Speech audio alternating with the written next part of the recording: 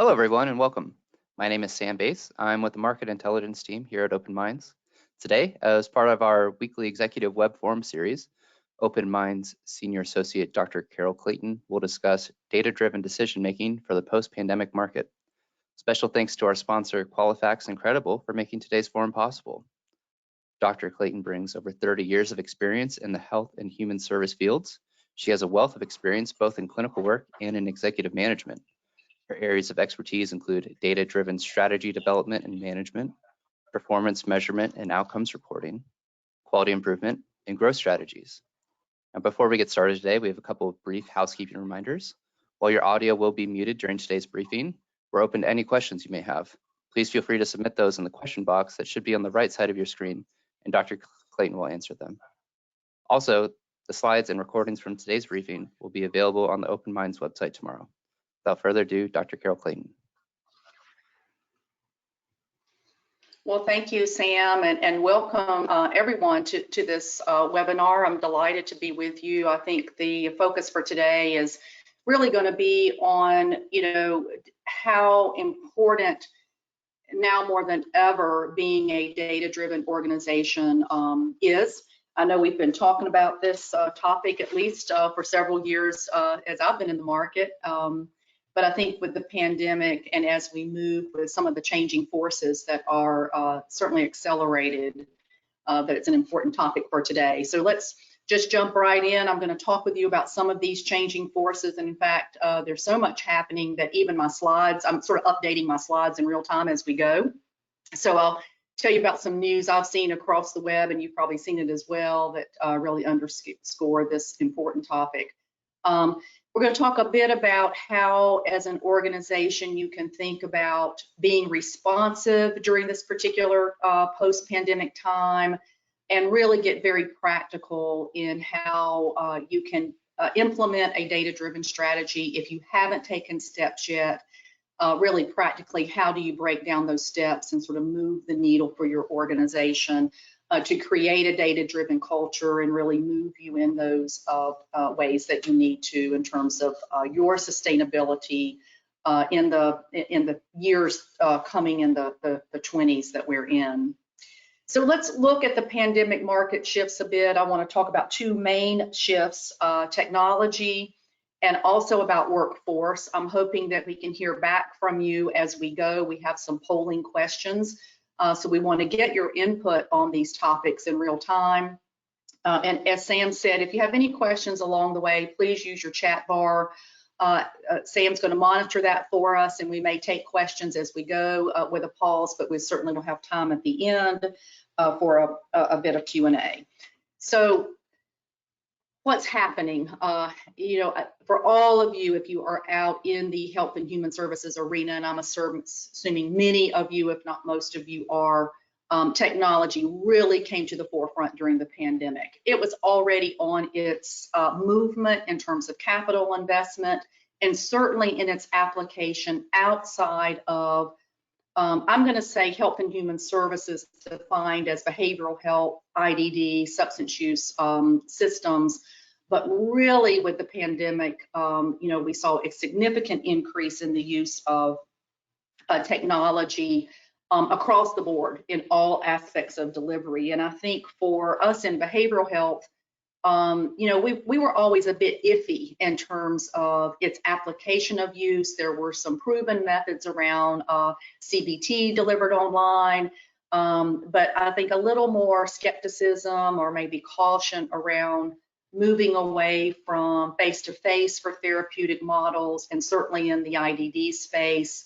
Could services like ABA, as an example, be delivered via telehealth, or could you do a family support service via telehealth?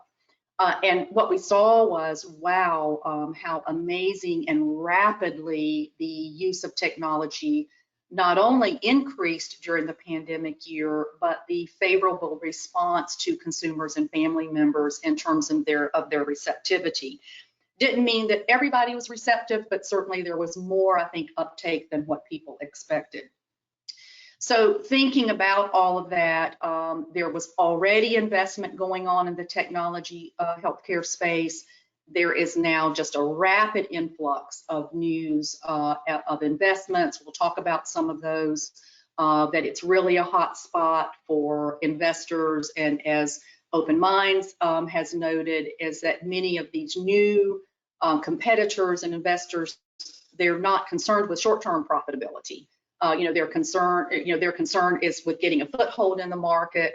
And so for those of you who have been in more traditional delivery systems, it's reshaping price points, it's reshaping who are competitors in the market, and that's certainly then coupled with any impact you may have had with filling vacancies and workforce challenges. So I'm going to bring those two things together in the first part of this hour as we talk about sort of the challenges that really kind of compel you now to be thinking in more data-driven ways.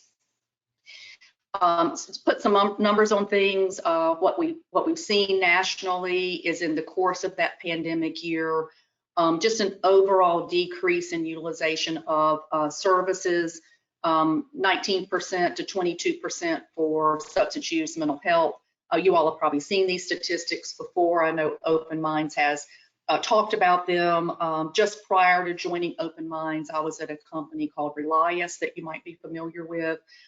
We did a lot of our own data analyses during that time, and these numbers were very similar to what we were seeing with our customers, where we had big data sets that we could look at the impact of utilization. Simultaneously, however, telehealth had a dramatic increase. I mean, if you looked at October of 19, very, very little, less than 1% of services were delivered via telehealth. And then into the middle of last year, upwards of, half of the services were delivered through telehealth. So it's probably been some diminishment of that as we go, but I think it's here to stay. I know in talking with some of my colleagues in private practice, they're still using their telehealth models. There's a blending of clinic-based and telehealth. So, what we saw was consumers, many consumers were very acclimated to using technology. They were certainly at stay at home, but they've become even more acclimated to receiving services at home. There has been a lot of interest in I call it consumerism at its best, in terms of, how services are delivered, when they're delivered, what is being delivered. And so it's really kind of combination of not only new technology in the field, but also consumers voting, by choice with where and how and what they want to receive. Lots of activity going on in the evolutionary space, and I'm bringing this up because I want you to think about this as competition for you. These are new competitors, perhaps competitors you haven't seen or even thought about. My analogy is similar to my daughter, who, when she was in high school on a basketball team, and she thought she had earned her right to have a starting position as a senior, but she didn't realize that there was a 8th grader coming up to 9th grade who was going to make the varsity team because they had, what it took to be on that team and might take her spot. That's a little bit like technology moving into our traditional service delivery spot. There's so much going on that it's hard to keep up with. I've seen 2 posts from Monica out in my inbox. You may have seen them as well, that caught my attention in this area. LifeStance Health being one. I think, hundreds of millions of dollars investment, maybe close to $1 billion in terms of an IPO that is national, that is made up of a variety of professional types, and both virtual and clinic. It was combined with an email that came out this morning that I saw from KKR, is also investing in their own platform, very similar platform that is a combination of virtual and clinic delivery, including a variety of disciplines. And so certainly in what I would call traditional office-based services, really kind of significant, options. And for payers who are national payers and looking to have a national network, I could see how those options might be, very attractive, particularly in commercial settings, but probably also blending over into Medicaid or other space where a health plan is also managing the Medicaid business. The thing I wanted to mention in this slide that also has caught my attention in recent months is when you look at where is private equity monies going. I've been watching this for a while, and only very recently have we seen the really proliferation of investment now in substance use disorder space for technology-driven solutions. So I've highlighted those in red. That there not only is interest in, solutions for health and well-being, depression, anxiety, but now delivery of services via technology in the substance use disorder space, including things like group therapy, Alcohol Anonymous. And in the survey that was taken with investors, about 40% of them were interested in this particular space. I noted just a couple of these that were out in the news. This Ophelia is one where it's a provider of virtual opioid use disorder services. So really very much in direct, I'm going to say, competition with traditional OUD clinic services, OBIT or others. And also you can see here toward the bottom of having applications for things like 12-step programs, motivational tools, using Alcoholics Anonymous. All of this is moving to online. Again, really coming out of the pandemic and looking to meet consumers' needs, and it's creating a lot of innovation as well as experimentation in the space. So in terms of what that might mean for us from a how do we sustain business as a traditional provider organization, I wanted to lay over the workforce shortage realities, and I am interested in our polling to hearing whether you've had impact with that. I am certainly hearing from colleagues, some of you may be on the phone, that there is serious impact. The stats are something in the neighborhood of about 2 million, particularly women who left the workforce, and only a little over 1 million of them are expected to return.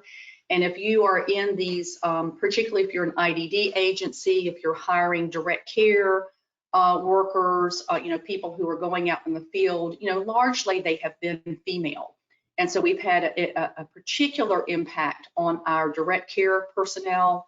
At the same time, we have already had an aging population that is growing exponentially in terms of our need for nursing, nurse practitioners, certainly CNAs and direct care, personal care support workers. I saw a stat where 33% of the counties in the country don't have a Ph.D. level clinician available to them, and when they do, they're largely white, over 85%. So when we think about reaching our minority populations, our people of color, or other disenfranchised populations, we don't necessarily have a workforce that is well fit to the people that may have need or that we're trying to serve. So when you think about your traditional services, and if you're having impact from workforce challenges, and it's creating challenges for access, people getting in for appointments, or being well matched with a type, and compare that to what might be available through technology, it certainly creates some concern for business sustainability. So being able to really understand and drive your business from a data-driven point, not just a mission-driven point, is really important as you look to sustain your business moving forward. Let me take a pause here, and Corey, I'm gonna pass it to you. We do have a chance to sort of hear from you. I'm very interested to hear if these points of, I'm gonna say challenge, are impacting you directly today. And the first one is really around workforce shortage. If you could weigh in on, whether you are having, impact on your service access, if you're having impact on revenue because you have unfilled positions at a higher level of vacancies than you've had previously. If you're having significant would be the first one, some, or really no impact yet. I'd be interested to see, the audience's response to that question and how you're experiencing that in real time today.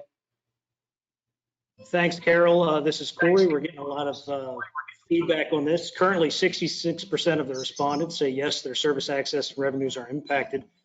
21% say some, and 13% say no impact yet. Wow. Well, that's a big number. So, the majority of you are having some to significant impact. It certainly matches with, when I talk with colleagues one-on-one, and it's sort of at the top of the line, right? If they're saying we've got a problem here. I think one colleague said it's an existential crisis. It's bigger than we are. And so thank you for validating that. I'm also interested then in any competitive impact you've had with telehealth applications. Are you seeing, or are you even able to know, I guess, do you know that you are losing business to telehealth competition? Have you taken the step of adding an application to extend your virtual access, or you haven't had any impact? You know about it, but nothing yet. Tell us where you are with that particular challenge. Thanks, Carol. The numbers are creeping up here a little bit. 4% report that they've experienced direct competition. 87% say they have added telehealth to their service mix to meet the demand. And 13% haven't had any downstream impacts yet reported for telehealth. Well, I find that fascinating, particularly with the number of you that have added a telehealth application. I think, Corey, I'll say this to you online and open up the, sort of opportunity for people to reach back. I think having a session, I'm going to say 6 months or 12 months out with someone who has added an application and can give us a business perspective about how that helped you. What did you learn from adding that in terms of your creating better access? Did it help you grow revenues? Did it help you with consumer engagement? There has been survey data that shows that there were less no-shows using telehealth than compared to clinic service. And I think having a follow-up for those of you who have added some type of telehealth application would be really beneficial, as well as, and I think Paul Duck is doing this next week. If you all have signed up for Open Mind Strategy Institute, I saw on the agenda that he might be talking about how do you make decisions around that purchase selection. Sort of what are some of the leading tech applications, and if I were in your shoes, there's so much noise and so many options. Is like, how do you make a best choice? Having a session on how you make those determinations as an agency, I think, would also be helpful. So thank you for weighing in and helping us validate, some of the industry news, I would say. So for purpose then of today, given that foundation, how do you think about your strategy? What are the actions that you can take, need to take to stay on top of these competitive threats? And how do you create advantage for yourself? How do you use data to do that particularly? And how do you move your organization to be more data-driven if you're not there yet, or if you're just taking baby steps? It's more than just collecting data and putting it in a report. We're really talking about, culture change, which is often hard to get your hands around. So as an executive leader, how do you break that down in ways that you can see that you're moving the needle in terms of your cultural responsiveness? And then we're going to talk a little bit about just data itself. So that's where we are. Let me make sure I've got my notes here in my lap, keeping up with my slides. When you look at organizations who, I use the word fail to meet their targets, fail to meet their strategic objectives, maybe fail as a business. 70% of organizations certainly fail to meet their performance targets during times of change, times of turbulence. And there tends to be two angles that are kind of the fault lines, if you will. One is the performance. They fail to manage their performance. They fail to either operationalize it. What is it that we're trying to do during this period, and how well are we doing it? So either not identifying what we need to do at all, identifying the wrong steps, or not measuring it to be able to track progress. And then underlying that, what is the cultural mindset to carry that off? And organizations tend to focus on more than more than others, and you really have to have a balance. And as you listen, and you'll sort of know intuitively, they often are in conflict with each other. So it really is a balance of how do you blend the two. Let's start with performance elements first. You may have seen this slide. I think this is an excellent framework for thinking about how to build a data-driven organization. It is the Open Minds framework. You may have come across it before. I mentioned the session next week. I think Joe Naughton-Travers is doing, a 2.5-hour maybe session on strategy development using this framework. So if you have keen interest in really getting down into the details about it, sign up for that. I think, he'll be going at a much deeper level than I am here today. I'm going to just make some highlights. But what I like about this is that it's not a simple process, but this 12-step process is very simply laid out. So if you really follow this process, it's a very simply laid out process. It's not complicated. Anything like this is, takes effort and time, but the process, if you follow it, is well defined and can really serve your purpose. I wanted to highlight here, just starting with step 2, if you think about becoming a data-driven organization, the first thing that you really want to do is engage, this is the way I see it, is you engage with your leadership team to think about all of the, I'm going to say you brainstorm. You brainstorm, where is it that you are trying to go, and what are the inventory of strategies and measures that might get you there. And usually on the front end, if you engage in that kind of brainstorming process, it's a very, I'm going to say messy, right? You're engaging, you've got a lot of people's input. It's coming from everybody's sort of place in the universe of the agency, and you're creating just a boatload of ideas. At the end of the day, you have to take all of that and sort of suss it out to say, okay, all of this is great, but in terms of really moving the needle for our organization, where are we going to hone in our efforts? And you want to really create a defined set of strategies with measures that will tell you, sort of how you're doing on your pulse there.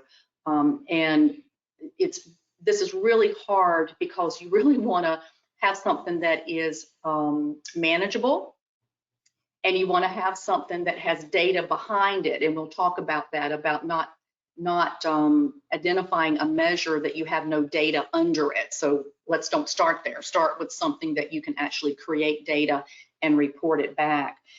You really want to, my recommendation is, when you do all of this, you suss it down to something like 10 or 12 key measures that you're going to use to manage your process, and really use those as your bellwethers for whether you're making progress. That is extremely hard to do, but it's really important, because otherwise you'll have so much that you're trying to track that you'll, at the end, lose sight of it all. So being able to suss out, get people engaged, brainstorm, but then really get it down to, no more than 15. I just worked with an organization where we ended up with, I think, 9 strategies and maybe 18 measures. And we were very disciplined in following this approach. So it's probably, too much, but it was where we ended up, and it just kind of gives you a feel for how difficult it is. The next thing you want to do here is build a discipline of management around managing by exception. So once you identify this core set of measures and you have the data foundation to produce a report, let's say, as your executive team, you want to get in a cadence of, in my previous employment, we got in a monthly cadence of looking at the data once a month, but we only honed in where we were outliers, where we were not meeting our expectation. And we only used that to make observations in the first month, but if we saw continuing for 3 months of a same lag in performance indicator, if you will, we didn't make shifts. We didn't take action until we saw that actually yes, there is a theme here. We would validate the data, make sure that this was not an anomaly. And then once we saw it's valid, there is a pattern, now we need to do something about it. And that, again, that's really important to be able to do, because you can get caught up in reporting back to yourselves all the great things you're doing. But really what you want to do is use this to hone in on your trouble spots and your red flags. So another thing about this here in terms of addressing the piece about initial skepticism, because you will see this, is be careful about dealing with thinking that the data is invalid, therefore we don't do anything. You want to test validity. You might need to shift how you're collecting the data, but don't err on the side of doing nothing. It's almost like the perfect being the enemy of the good. It's better to act on assumptions than to not act at all. And that's really important for the first year, because in that first year you're going to be spending a lot of time figuring out your data, collecting your data, maybe not being able to report on all of your measures, maybe only a set of 3 out of your 10 or 12 in the beginning, because you're still trying to bring in your data sources. So don't wait too long for taking action, even if you're acting on assumptive data, because a responsive organization can always shift. You can always shift your performance measure, you can always shift your actions, but being stagnant, you lose the I'm going to say the will and the engagement of people that you're trying to have be a part of the process. A last piece here, and we'll talk more about this as we go toward the end, but in terms of culture shift, a key piece of getting engagement and buy-in from people at all levels of your organization really has to do with the what's in it for me. And so it's people can get behind performance, they can get behind mission-driven agency, but at the end of the day, people do also want to know, how does this help me either with my workload, with the efficiency of my work, with the quality of my work, and then where is my personal reward? So I encourage you to really be thinking about how you might include some level of compensation, be it bonus compensation or level of moving within the company's promotional status by hitting certain measures, really linking people's individual reward and their own performance to your larger goal is a key for creating a culture change.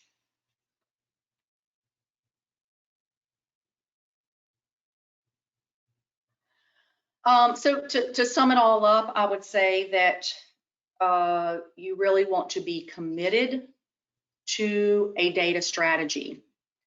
That requires you to have it as an agenda item, that you talk about your data strategy, you look at your data on a regular basis. At my previous employ, we used a method called Objective Key Results. You may have heard of it. It's called OKR. If you look it up online, you can find a practical guide to OKR. Very, again, another very simple guide for how you can, at your department levels, however you describe your organization, site, location, service line, department, how each level of that organization can use and establish their own objective key results. And it, we had regular meetings, and then we would have a monthly meeting where each sort of head responsible person reported out how they were doing on their measures. So we created a cadence of just commitment to really driving ourselves to using the data, reporting out the data, talking about the data, and then also we learned where it was needed to be improved. So I encourage you to do that at the end of the day in terms of your culture shift. Which brings me to culture shift. I know all of you have heard culture eats strategy for breakfast. A couple of other things, a company that cannot self-correct cannot thrive. And the beautiful thing about learning is that nobody can take it away from you. And so this is about, when you think about being a responsive organization, it is about using the data, not only for reporting out, but for learning how to get better, learning where you need to put your emphasis for improvement, for quality improvement, and creating that environment where if it's not working so great, it's okay. That you're not focused on blame for failure, but you're focused on using failure in terms of how to get better. So we'll talk a little bit about that.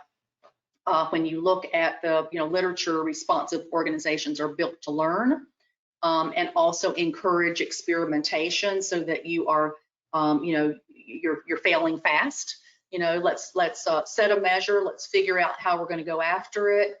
If it's not working, let's shift and let's go from there. And so you can begin to see already how there might be some conflicts, if you will, between using performance measure to match your how well you're improving, but thinking simultaneously at the same time that if it's going sideways, you might need to stop and regroup and relearn, and it might take you off of focusing on your moving upward for a minute. So take another pause here, another poll. When you think about your organization and how well you respond to change, see where you would rate your organization at this point. The first one is late to your funeral. So these are organizations that really just say, you know what, it's like that cartoon where the person's been through a number of acquisitions and the person's hiding under their desk and they're saying, I'm just going to stay here until the dust settles. Is your organization one of those that just says, I've got my head down, not going to look up, I'm going to not be responsive to this change, I'm going to weather the storm by hiding. The second one is you've got your head above water. This is very common for small organizations where they are nimble, they are quick, but they're so small that they're barely getting by. They can't. It's very hard for them to keep up with the pace of change and within their current infrastructure.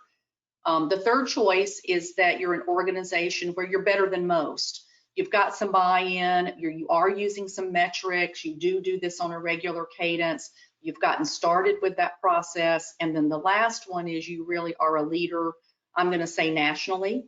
You're an organization where not only do you have a culture of change and you're responding to these external stimuli, but you're also a driver. You're creating innovation.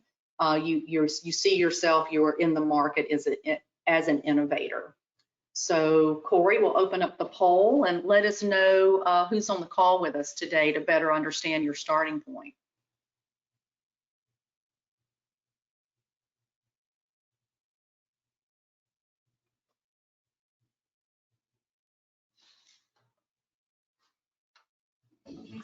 Thanks, Carol. We're going to give them a couple more.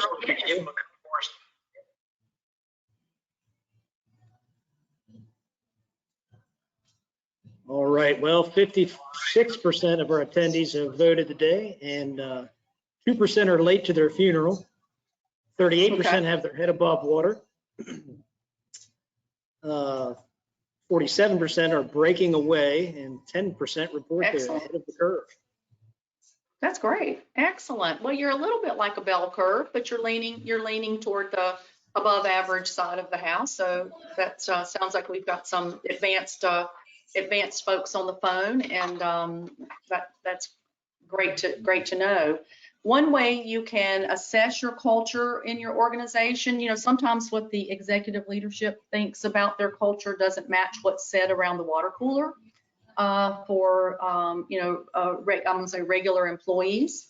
And a good way to sort of test the tenor and tone of your staff in terms of culture and how they see the organization as well as your position for handling change and moving forward is to use a word cloud model. You might have used these already, but just either asking staff to in a survey to pick if they had to pick 5 words to describe their organization, or how do they talk about it at a social hour, what are the adjectives they use, and collecting that and turning it into bubble maps so that you can see across collectively what are the words that people would most use. And you can see on this is actually a real example. You see things like stressful, you see things like comfortable, but the ones that are bold and bigger are the ones that came up to the top in this particular assessment of a company culture. It helps you understand where your team collectively might be in terms of engaging with you on any kind of change process that you might be thinking about as you head into 21-22. So let's talk a little bit about that change process. We mentioned that organizations that are responsive are learning environments. You have to be able to allow for learning. You have to allow for people to make decisions at their level. If you use objective key results process as an example, and each level of your organization has their own objective key results, their ability to make decisions about how they pivot around an objective that may or may not be moving in the right direction is key to their ownership of that and their engagement with that. That obviously requires trust throughout the organization, that you don't have to reach up into the hierarchy to get approval to pivot. And that also means that you are allowing for some, I'm going to say slowdown, some inefficiency because learning takes time. Or if you fail and then regroup and restart, there's an inefficiency to your process. So, if you have a demanding culture that's all about the results on that performance metric, it might be in conflict with allowing for engagement at the lowest levels of the organization, a try and fail approach, an ownership approach. And there's a delicate balance there, particularly if some of your performance is around your business metrics. If you're in a stressful situation around sustainability and you need to just move quickly. I will say, however, that not allowing for that doesn't help you meet your performance measure faster. It might, help you feel like you're focused on it, but you do have to attend to all of this level of learning and growing through a culture of learning and a community of learning in order to become more data driven. Just producing the data, it's a little bit like stepping on the weight scale and saying, okay, I need to lose 30 pounds. That doesn't mean that you automatically start losing 30 pounds. There's a long way to go from what you see to where you're trying to go. So when you think about that, these are the kinds of steps, and I think they're well laid out in that 12-step process. Defining where do you want to be. This is the only time I would recommend that you look like 3 years out or 5 years out, because you're thinking about, if you're still in business 3 years out, what do you look like? And then doing a very good assessment of, and where are you exactly today relative to that vision? And then you want to sculpt your, what I'll call your framework, your architect. How are you going to move from here to there? and communicate that, and using some of these tools to help communicate not only that vision, but that stepwise process throughout all levels of the organization. Then piloting steps, measuring them, reporting back to your team. That's where you will begin to see incremental success. Open Minds does have some tools for you in this regard. I mentioned, and of course in this deck is the step guide. There is an assessment tool that's also available to you. There's a VBR readiness assessment, and it's a great way to say exactly where am I right now in the technology space, in my leadership space, in my service delivery space. So once you say, here's where I'm trying to go, I want to have a value-based contract with a payer. Here's how ready I am to engage in that conversation. These are tools that you can use that are available to you and can really help you then map out what are your steps for getting there. We've talked a lot about allowing for inefficiency, so that once you see where is it you want to go and where are you, building very small steps for incremental change. You want to have quick success. You want to be able to have some winners right away, and then being able to allow for some inefficiency and trial and error along the way. I want to come back to this slide because I want to focus right in here on the importance of not setting measures out of the gate where you actually have no data to support it. There's going to be a lot of things that you want to measure that you wish you could measure, but you may or may not have the data for it. So I really encourage you, once you skinny that list down, one of your drivers in decision making will be, and what data do I have readily available? I know this slide, I know I'm preaching to the choir here, because I know that there's lots and lots of data you have, but generally it is in a lot of different places. It's not connected. It's sitting in different systems.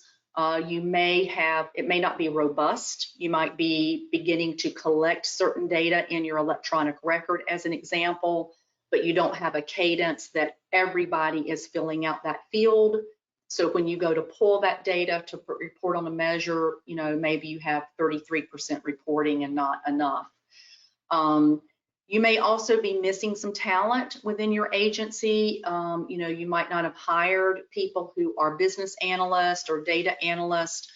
That's not uncommon in our field of having our IT team be more hardware oriented and not so much business development oriented. Very frequently what I see is there is a disconnect between having a clinical measure, an outcome measure, but it's completely disconnected from the financial measure. So you can have a clinical measure that reports on, let's say, improvement in PHQ-9 scores, pick something easy. However, what you don't know is the relative cost of the services that were linked to producing that improvement. If your business model was actually sustainable, was it delivered in a way that was financially feasible, or did you lose money on that delivery getting that outcome? And you need to be able to link those two together, particularly in this new competitive environment. Many agencies are focused on performance measurement tied to value-based reimbursement. However, it's a very small percentage of their overall revenue. So it's a great starting place to develop competencies and have that small pilot that we talked about. But sometimes when it's tied to such a small piece of the revenue, you lose the engagement of the rest of the organization around it. And really what you're trying to do is transform your culture to be more data-driven, even if you're not in a value-based arrangement. And so being able to take that learning and then apply it in your fee-for-service world is important. I think I've hit on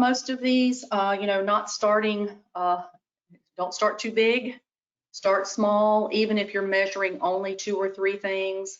You know, stay away from, if you're not hitting your target, use it as a learning method, not a blame method. Don't have paralysis by analysis, which is the allowing perfect to be the enemy of the good. Don't you know, be concerned about stepping away from your core competencies. I do see a number of agencies who do want to build their own data warehouse.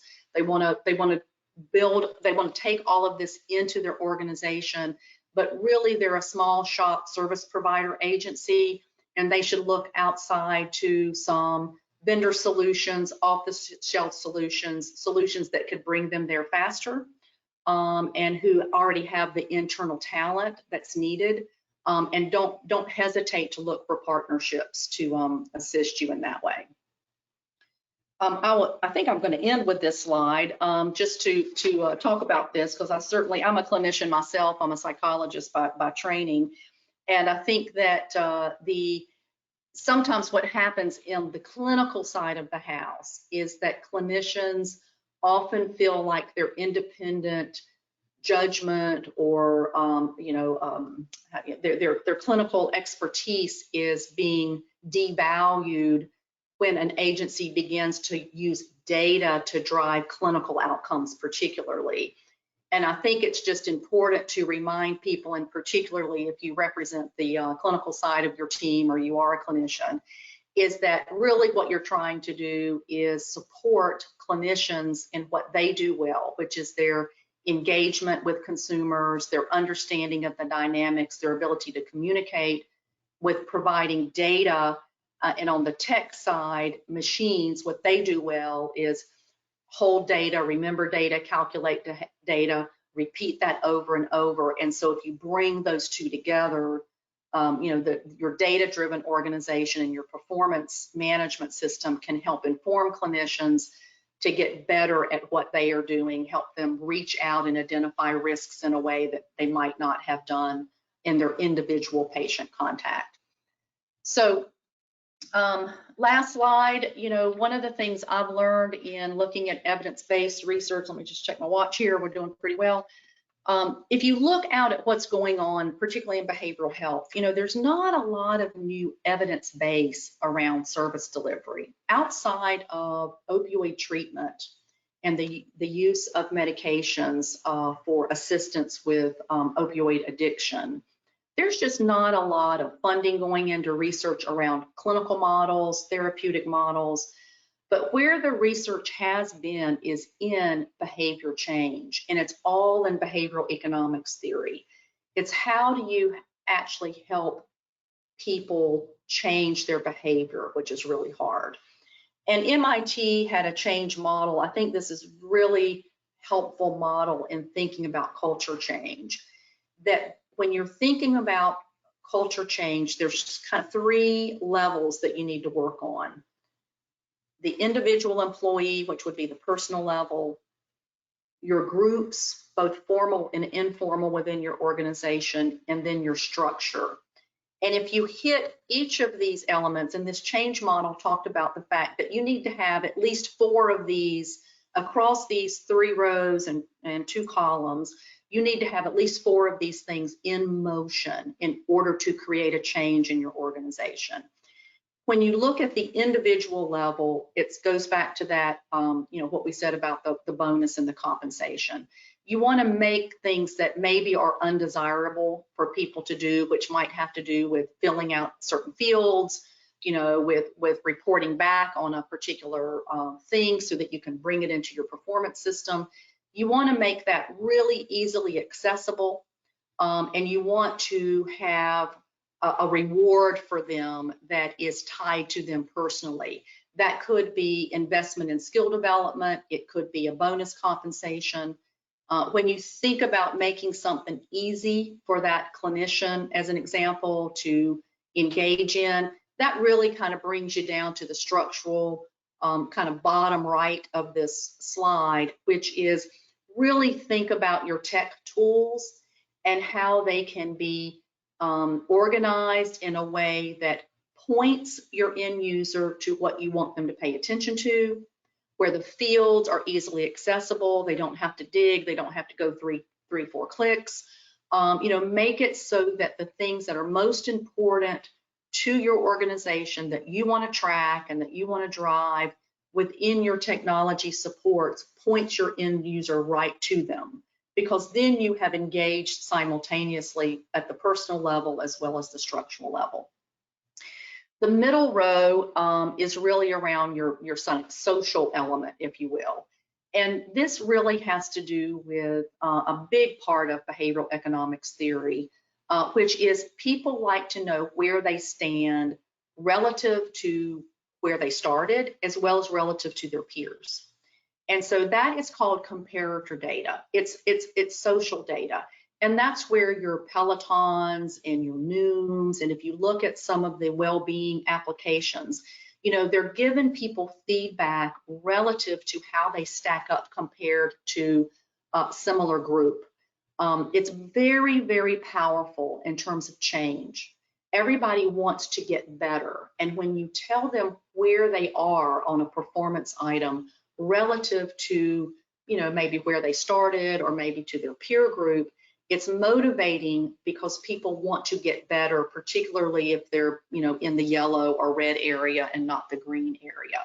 So using data to help support that visual and really move the organization and really celebrate those movements, even if they're small incremental changes, is, from a change perspective, that behavioral economics theory is very powerful in terms of thinking about how to move your organization, particularly if you were in that group of late to the funeral. How do you actually jumpstart the change? I have come to the end, and I think Corey or Sam, we can open it up for questions, or maybe there have been some in the chat. Hey, Carol. Yep, we've had a couple questions come in. Excellent. The first one is, what is the best recruiting strategy to lure clinicians away from the venture capitalist technology startups and back to the clinical setting?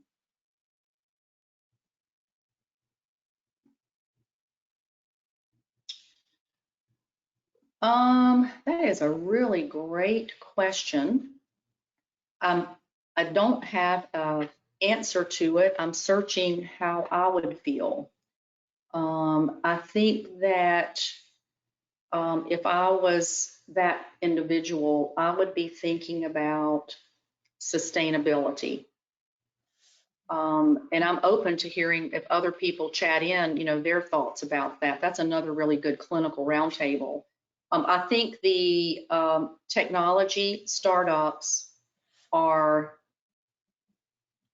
right now many shiny objects, lots and lots and lots of shiny objects, and they're running on capital.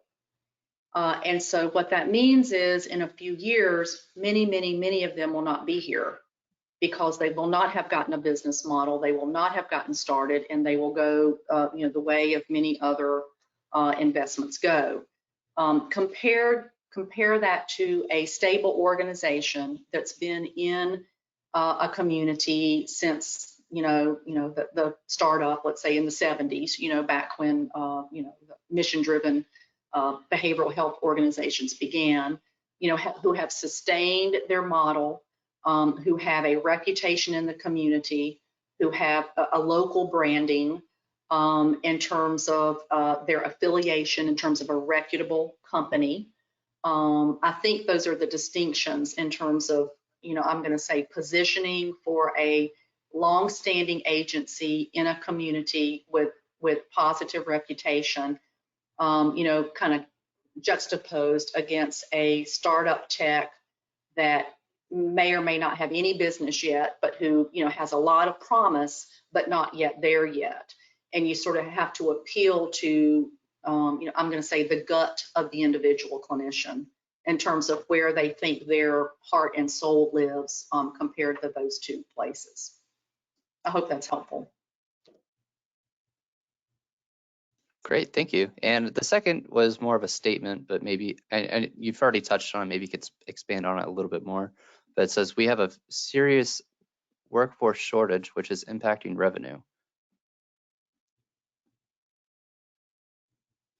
Yes, I did touch on that, and I'm thankful for the person validating that it is impacting revenue, because I'm hearing and certainly reading about it, literally daily reading about it, but also then wondering, is it actually hitting the bottom line for companies relative to we've always had a workforce shortage, right? I'm sure all the agencies on the call have always had vacancies, particularly in direct care, always struggling with turnover.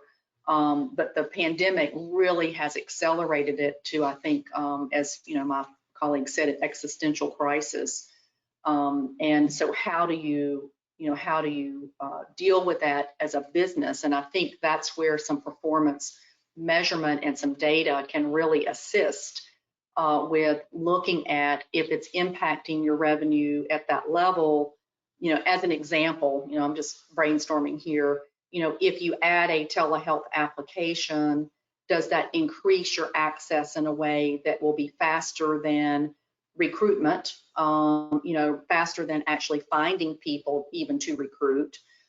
If so, in what service line, with what diagnostic condition, and what's your expected return on that, and then sort of doing your business model around how do you begin to work toward recouping that revenue.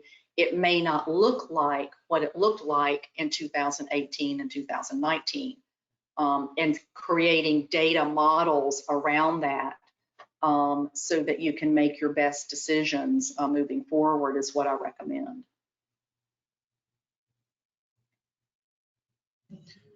Hey, Carol and Sam, this is Corey. I actually have a question for Carol. The use of data certainly promises some organizations a chance to have this theory of everything to solve all their business problems. But the challenges of standardizing performance measures, especially for like value-based care, could you speak very briefly to the difficulty that some provider organization management teams may have developing a value proposition that speaks to the payers, health plans, and consumers simultaneously, with as little loss of commonality in the process? Yeah, I think it's a great question. I think that the challenge is what often is important to the consumer is not necessarily the value story to the payer. And I'm not saying that doesn't mean that the payer doesn't care about the consumer. However, what a payer is interested in at the end of the line, what the payer is interested in is did your services, the services you provide, have a positive impact on the total cost of care for that individual? Because at the end of the day, the payer is responsible for the total cost of care, and they're managing to their budget across their population at total cost of care. So you, as I'm going to say behavioral health provider organization, and I'll use that in general terms, but we'll say behavioral health provider organization, your ability to have a value story to a payer that says, because of the services we provided, we not only improved the quality of life and health of the consumers that we served, but we did that and impacted the bottom line that you pay for the health coverage for that individual. So you have to be able to have a value story to a payer that talks in their terms. This is often very difficult for behavioral health, because when I'm talking about total cost of care, this is about, did the care you provide actually reduce their medical cost? Did it help keep people out of the hospital at the end of the day? Did it help keep people out of the emergency room? And so, yes, I can tell, maybe you can tell the payer we helped, our depression inventories tell us that people felt less depressed after using our services. However, did that feeling of less depression actually result in less inappropriate use of a hospital? That's how it plays out for the payer.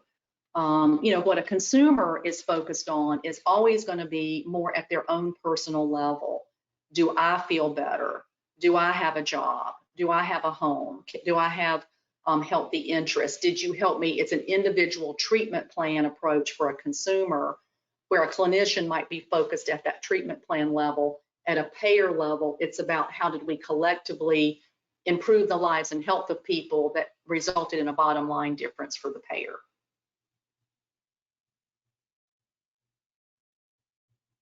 Thanks, Carol. That was great. Thank you. 2 different data sets.